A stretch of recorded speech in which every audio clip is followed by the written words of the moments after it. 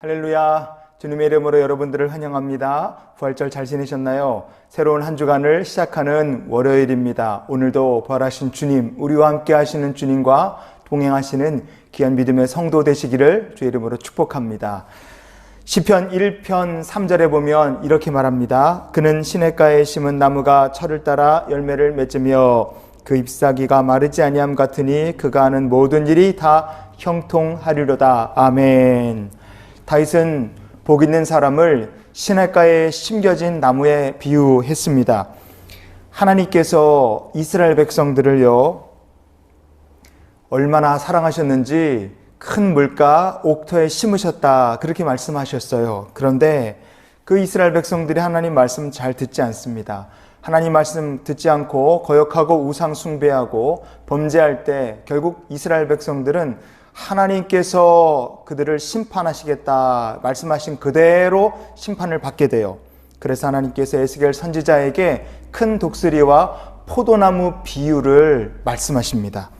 큰 독수리는 바벨론이고 포도나무는 이스라엘 백성이에요. 하나님께서 범죄한 이스라엘 백성들이 그 죄값을 어떻게 치르게 될 것인가 말씀하시는데 그 말씀 중에 이런 내용이 있습니다. 에스겔서 17장 8절 말씀입니다. 그 포도나무를 큰 물가 옥토에 심은 것은 가지를 내고 열매를 맺어서 아름다운 포도나무를 이루게 하려 하였음이라. 아멘. 이 말씀을 따르면 우리가 뭘 알 수 있습니까? 시냇가에 심은 나무처럼, 다윗의 고백처럼 이스라엘 백성들은 하나님의 축복의 언약을 받은 백성이었습니다. 그래서 그들은 그냥 물가, 시냇물 정도가 아니라 큰 물가에 하나님이 심으셨고, 그냥 거칠고 험한 땅이 아니라 아주 좋은 옥토에다 심으셨다, 그렇게 하나님께서 말씀하셨어요. 큰 물가 좋은 옥토에 심은 포도나무다. 그러면 그냥 그대로 가만히만 있어도 저절로 좋은 열매를 맺게 되어 있습니다. 즉 이 말씀은 이스라엘 백성들, 하나님의 백성은 하나님께서 축복의 백성으로 이미 옥토에 시냇가에 심어 놓은 사람들이기 때문에 말씀대로 잘 살기만 하면 복을 받게 되어 있다는 그 얘기였습니다. 그런데 이스라엘 백성들 범죄했고 우상 숭배했고 하나님 말씀 순종하지 않았습니다. 결국 그들은 심겨졌던 그 큰 물가 좋은 옥토에서 뽑혀서 그냥 포도나무가 뿌리째 뽑히는 것처럼 그들은 완전히 축복의 땅에서 축복의 언약에서 뽑힐 수밖에 없었습니다. 그래서 결국 하나님께서 이렇게 말씀하십니다. 에스겔서 17장 9절 말씀을 계속 보시면 너는 이르기를 주 여호와의 말씀에 그 나무가 능히 번성하겠느냐, 이 독수리가 어찌 그 뿌리를 빼고 열매를 따며 그 나무가 시들게 하지 아니하겠으며. 아멘.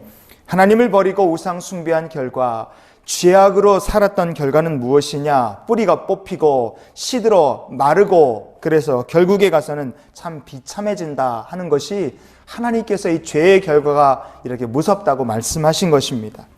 여러분, 우리는 영적으로 시냇가에 심겨진 나무 같고 큰 은혜의 물가 옥토에 심겨진 포도나무 같은 존재입니다.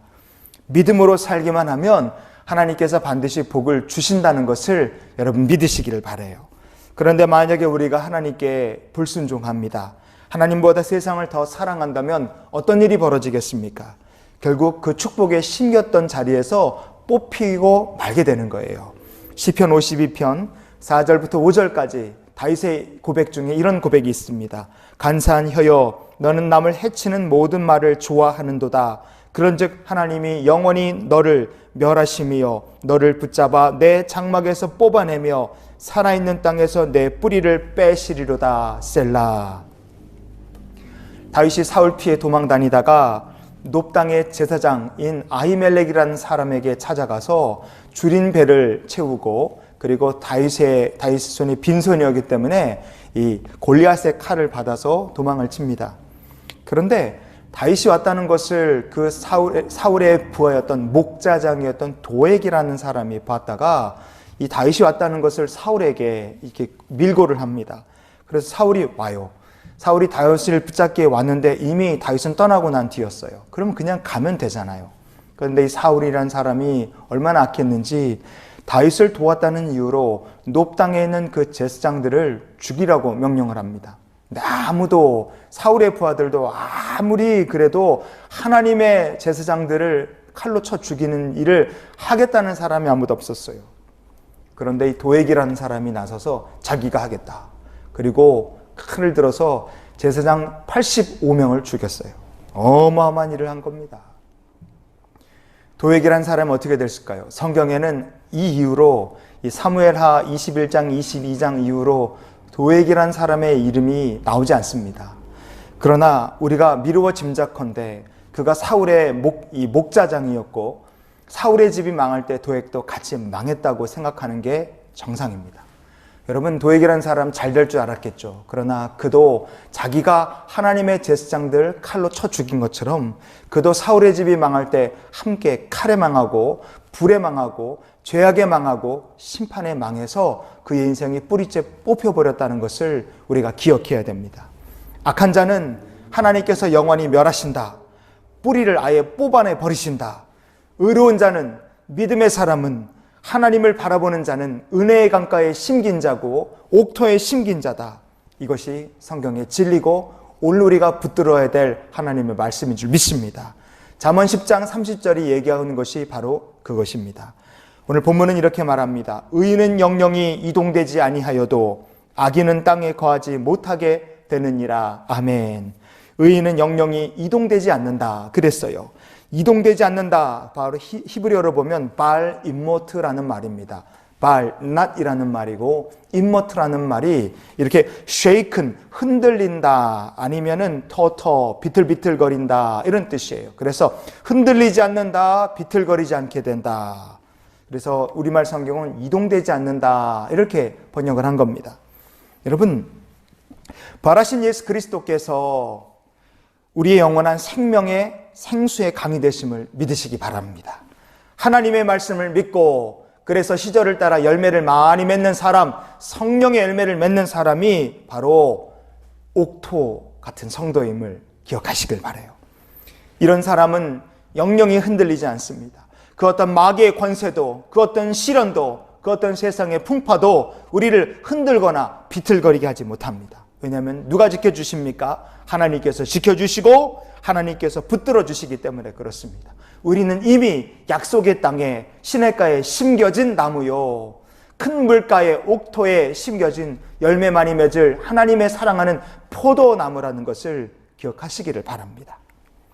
생수의 강이신 하나님을 떠나고 예수 그리스도를 떠나면 어떻게 됩니까? 그 인생은 근본부터 말라버리게 되어 있습니다. 여러분, 모래에 심은 것은 자꾸 쑥 뽑으면 그냥 뽑힙니다. 생수의 강, 땅이 마르면, 근본이 마르면 그 무엇이 됐든 뭘 갖다 심었든 바람의 풍파에 흔들려 넘어지고 쓰러지게 되고 비틀거리게 되는 거예요.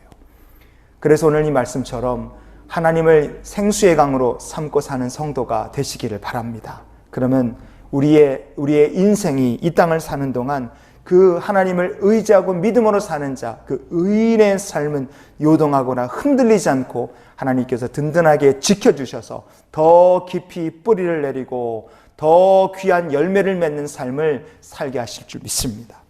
부활절은 지나갔고 이제 우리가 오순절을 향해 나가야 됩니다. 성령 주시기를 사모하며 우리가 살아야 돼요. 그러기에 오늘 우리가 이런 기도로 하루를 살기 원합니다. 하나님, 오늘도 주의 은혜의 강가에 나를 심어주셨으니 열매 맺는 삶을 살게 해주시옵소서.